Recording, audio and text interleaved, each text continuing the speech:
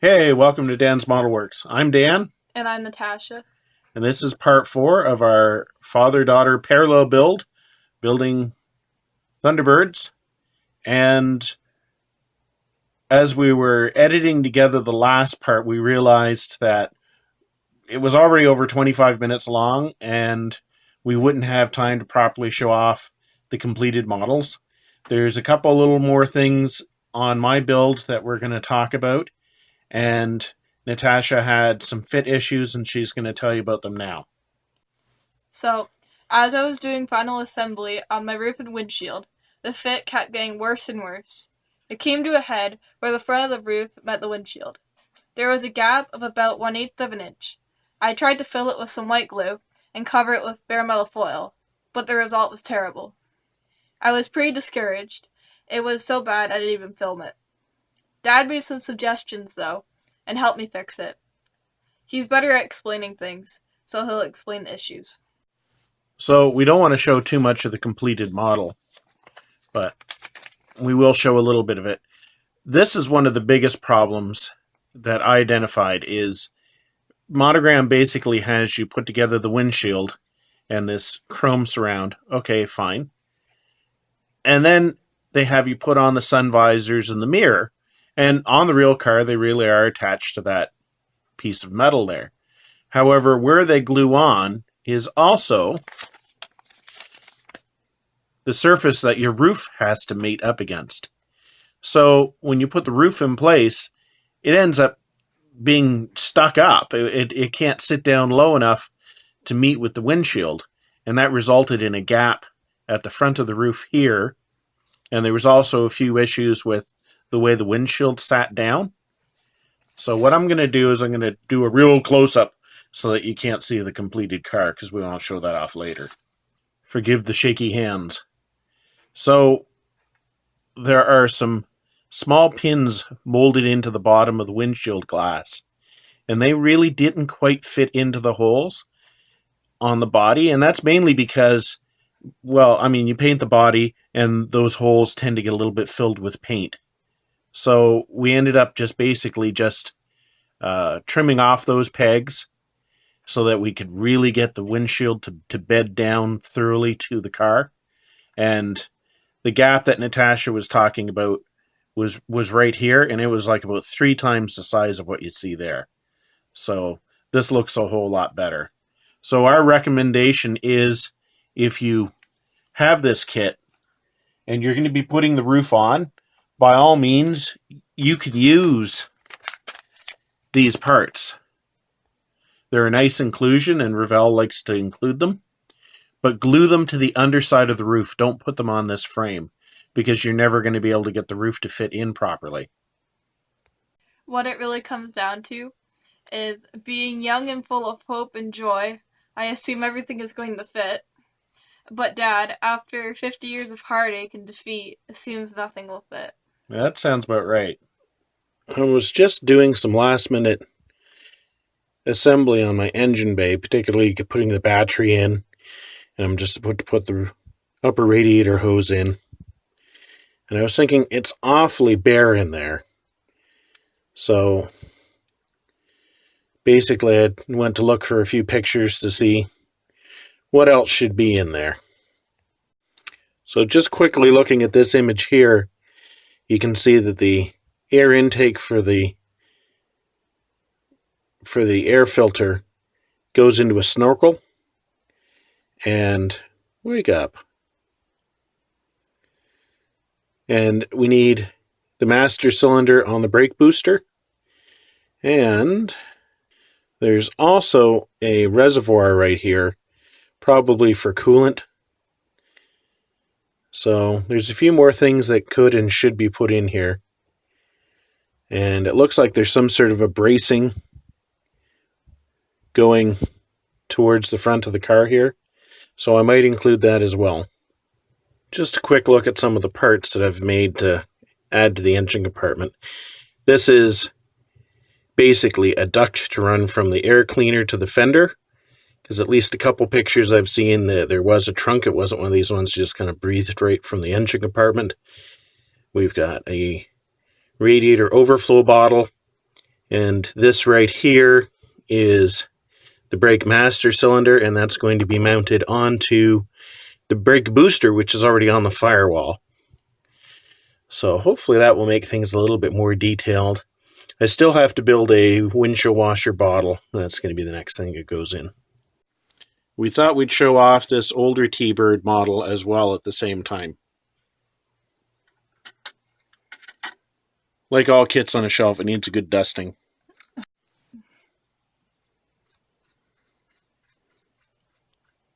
See, I told you this was black.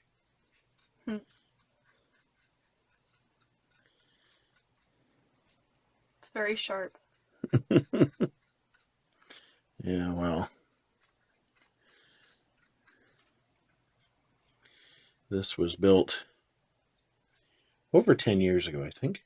No, I can't do a black one, though. Why not? Copying. Oh, Why do you think I did a cream one? Oh, I see.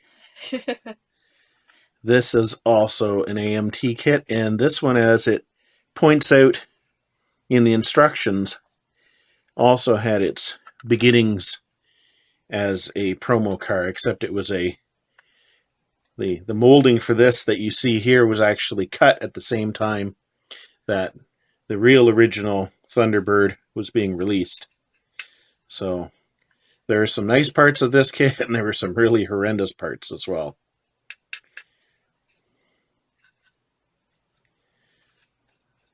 Well, it's not perfect, but at least you can tell it's supposed to be black. This is the beginning of the T-Bird story. It was when the T-Bird was a two-seater, although it wasn't marketed as a competitor of the Corvette. You can certainly see that the formula was similar, being a fairly small two-seater.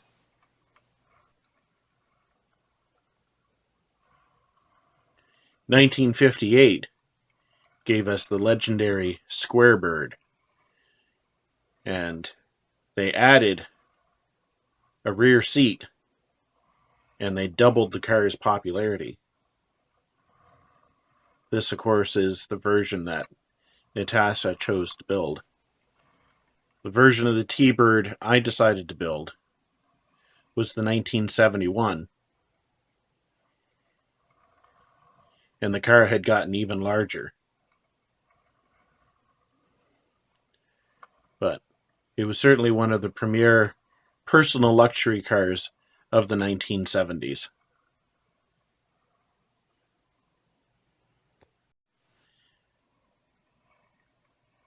So there you go. There's the results of our father-daughter parallel build. Mine's better because it's taller. Mine's more aerodynamic. Oddly enough, yours probably had better gas mileage than mine. Mine probably got dirtier, though. Probably. I'm willing to bet mine probably borked more often. So we started this way back in September. I know we were talking about it in August before you went away to camp. So, and technically Natasha did finish 1 or 2 days before me. Yeah, you were claiming you finished first, but then you didn't. Yeah, well, I decided to add a few things. Yeah, well. That engine compartment just looked a little too bare. It's still pretty bare.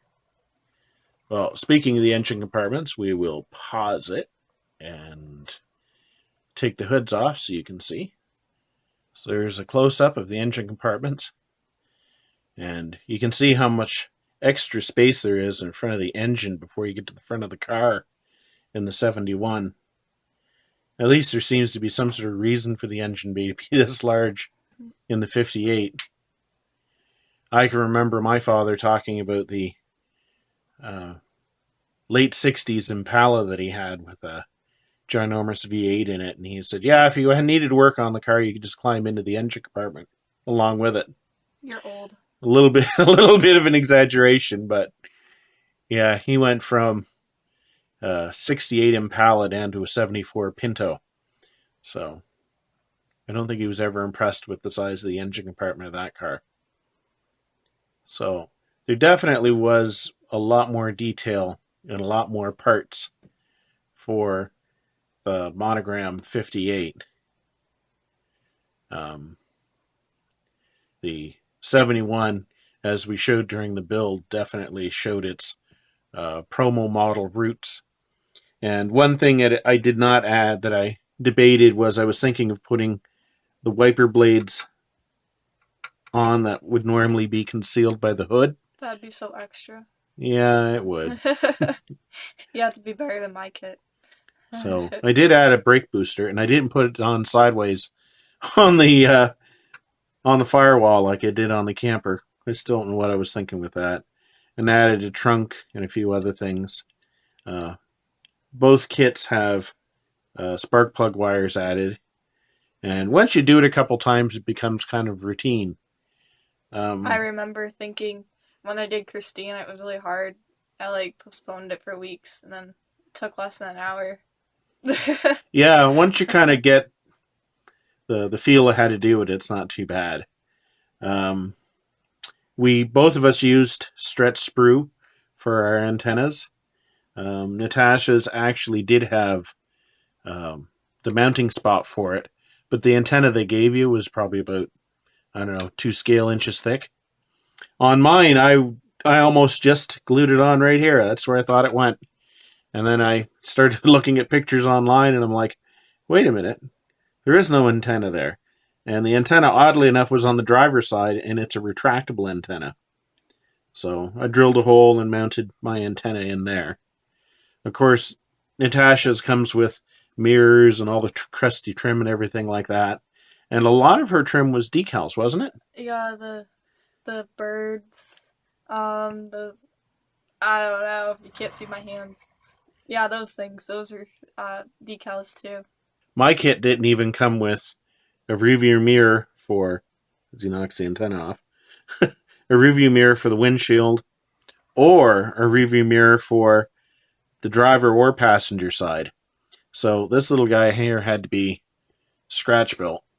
Who cares about Fortunately, safety? yeah.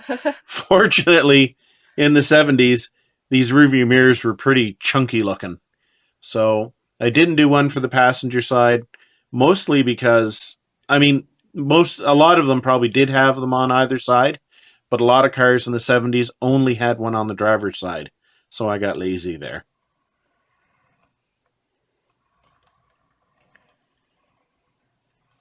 And we'll zoom back out so we can look at the taillights. Definitely a difference in styling. Yep. And the AMT part here was pretty good, with the exception of the fact that there's a secondary strip of red reflector that they just didn't even include.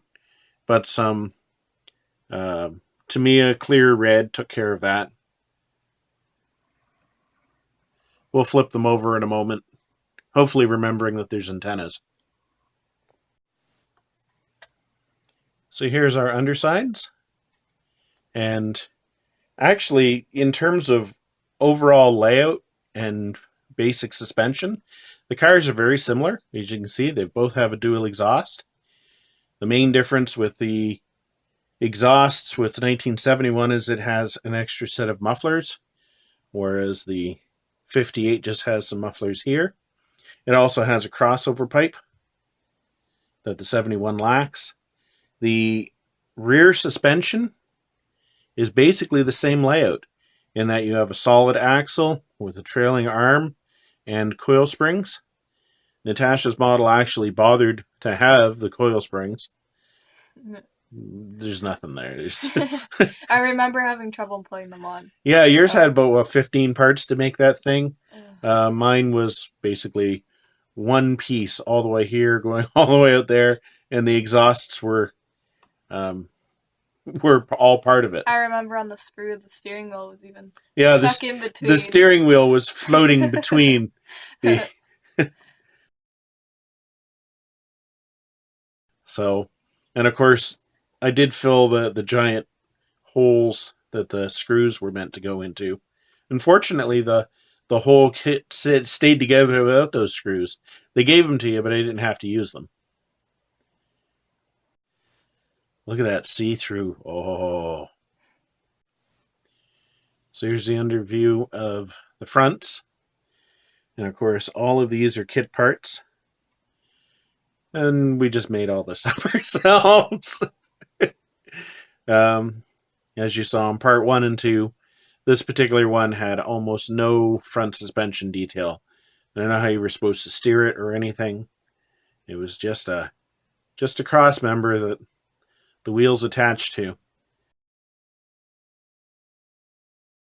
So definitely not a lot of effort put into this particular kit. But it was probably 47 years ago that this came out. So actually, if I do the math, it should be 49-ish years ago. So I suppose we should be glad that we have the kit, because we have a total desert of current cars right now. Almost nothing available. Yeah. So much as we may disparage the days of these promo models that were made for the car manufacturers, at least we have kits from this time. You know, maybe they're re-releases and a little primitive, but at least we still can build models of them. Not like today, where, you know, try finding and building a model of any current car.